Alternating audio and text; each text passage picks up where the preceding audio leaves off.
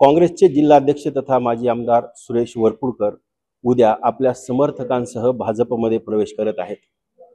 एवढी वर्ष त्यांनी काँग्रेसमध्ये काढली, राष्ट्रवादीमध्ये काढली, आता ते भाजपमध्ये जात आहेत। नेमकं भाजपमध्ये जाण्याचं कारण काय आपण त्यांच्याकडून जाणून घेऊ। आपल्याकडे माजी आमदार सुरेश वरपुडकर आहे, काय नेमकं कारण? काय ना, सरकार आल्यानंतर बऱ्याचशा कार्यकर्त्याची कोंडी होत होती। सर्वच कार्यकर्त्याचा आग्रह आहे की आता कार्यकर्ते जर चुकायचे असतील आणि सगळ्याचे असतील तर त्या निमित्तानं कार्यकर्त्याचा विचार घेऊन त्याची मेंटॅलिटी विचार करून हा प्रवेश करण्यात केला।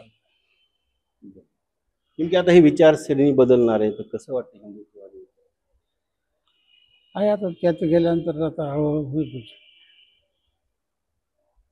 विचारसरणीपेक्षा आता महत्त्वाचं आहे की मागील बऱ्याच वर्षापासून जिल्ह्यामध्ये वरपुडकर विरुद्ध बोर्डीकर असं राजकारण चालत होतं, पण आता तुम्ही दोघं एकत्र एका पक्षामध्ये येणार आहेत, तर कसं हे? काल परवा माननीय मंत्री, महाराष्ट्राचे मंत्री बावनकुळे साहेबांनी समेटाची समजा एक बैठक घेतलेली होती, तर होईल समेट हळूहळू। पक्ष एका पक्षात गेल्यानंतर सगळ्या एका विचारानेच काम करायला लागलं। आता येणाऱ्या आता जो बँकेची निवडणूक आहे, जिल्हा परिषदेची आहे, बँकेमध्ये तर तुम्ही त्यांच्या विरोधात निवडणूक लढवली होती, बँक तुमच्या ताब्यात आहे। आता पुढे बँकेच्या निवडणूक आहेत, स्थानिक स्वराज्य संस्थांची निवडणूक, हे कसं? स्थानिक स्वराज्य संस्थेमध्येच आता येण्यासाठी एकत्रित काम करायचं ठरलेलं आहे। बँक आणखी पुढे लांब आहे।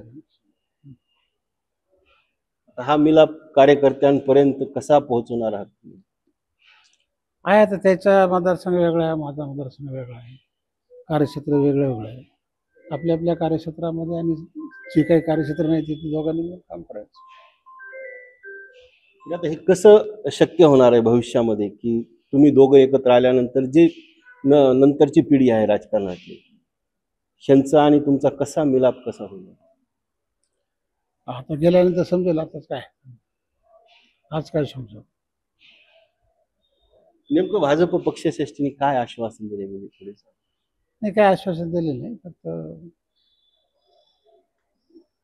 स्वतः कोण माझी सुद्धा काही अट नाही। त्यांना सांगितलं की असा असा विचार आहे सगळ्या कार्यकर्त्याचा, ते मान्य केलं। कार्यकर्त्यांनी जो रेटा लावला तर नेमकं कशासाठी लावला होता भाजप सोबत जाण्यासाठी?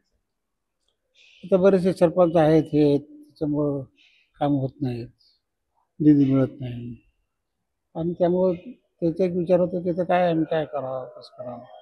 काही लोकांचं वेगळ्या वेगळ्या पक्षामध्ये जाण्याचं काही नाही, त्यामुळं म्हणलं कोणी वेगळे करू नका, आपलं आपलं सगळं करून एक विचार करून जाऊ।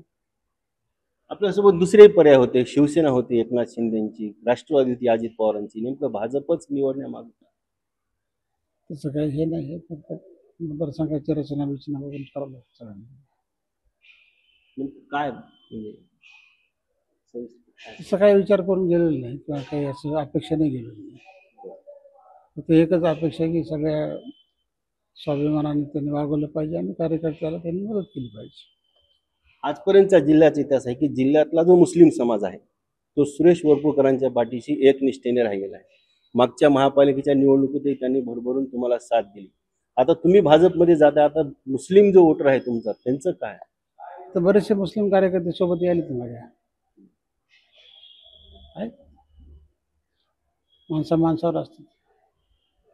विचारसरणी जुळल त्यांची भाजप माझ्या बरोबर जुळते ना, त्यांना न्याय मिळेल? मिळालं काय?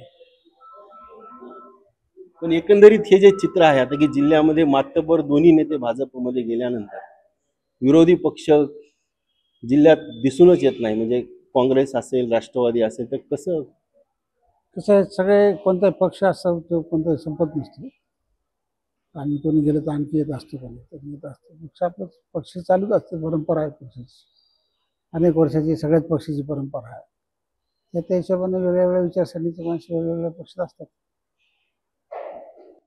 हे होते सुरेश वरपुडकर। आता यांचा प्रवेश उद्या कार्यकर्त्यांसह भाजपमध्ये होत आहे। परभणी जिल्ह्याची आजची परिस्थिती आहे की महाविकास आघाडीमध्ये जर शिवसेनेचा आमदार आणि खासदार सोडलं तर काँग्रेस किंवा राष्ट्रवादी काँग्रेस शरद पवार गटात कसल्याही प्रकारचा आमदार नाही। त्यामुळे कुठेतरी विरोधी पक्ष कमी होताना दिसत आहे आणि महायुतीची जिल्ह्यात ताकद वाढताना दिसत आहे। उद्या सुरेश वरपुडकरांचा भाजपमध्ये प्रवेश होत आहे। वरपुडकर बोर्डीकर एकत्र आले तर जिल्ह्याच्या राजकारणाला पूर्ण कलाटणी मिळणार आहे। स्थानिक स्वराज्य संस्थांच्या निवडणुका असो की बँकेची असो किंवा अन्य नगरपालिकांच्या निवडणुका असो, या प्रत्येक निवडणुकीमध्ये याचा पूर्ण प्रभाव दिसणार आहे आणि हा प्रभाव काय होईल हे येणाऱ्या काळात पाहावे लागेल. पण सध्या तरी वरपुडकरांच्या भाजप प्रवेशामुळे जे विरोधक आहेत त्यांचे मात्र धाबे दणाणलेले दिसून येत आहेत. महाराष्ट्र टाइम्ससाठी डॉक्टर धनाजी चव्हाण, परभणी.